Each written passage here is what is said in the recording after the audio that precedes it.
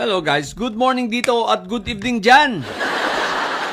Ito, pag-usapan natin ang nakaraang interview ni Senator Pampilo Lacson at siya ay may pinatutsadahan.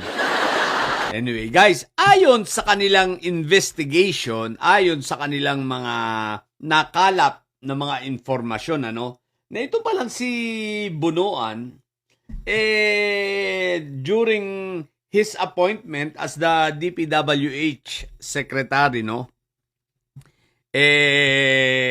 merong chairman ng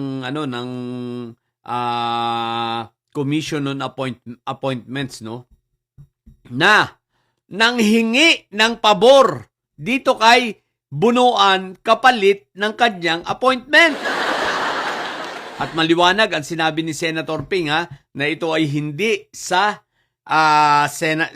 Senate, kundi ito ay nangyari sa Kongreso. At hindi sa 20th Congress, sa 19th Congress. Kaya lang, ito naman si Senator Pampilo Lacson, ayaw pandiretsahin si Marco Beta. Alalahanin natin si Marco Beta ang siyang, committee chairman, Commission on Appointment chairman ng 19th Congress ng House of Representatives. Okay?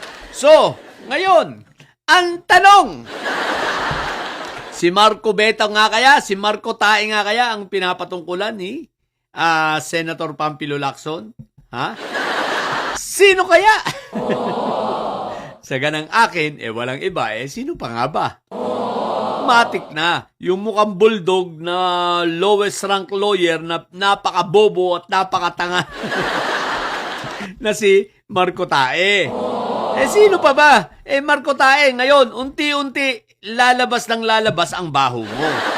At mga bagay na hindi mo na kayang idepensa para sa iyong sarili. Katulad na lang ng paglo-lawyering mo sa mga diskaya, di ba?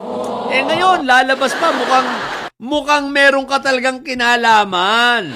At ikaw ay humingi ng pabor dito kay Bunuan.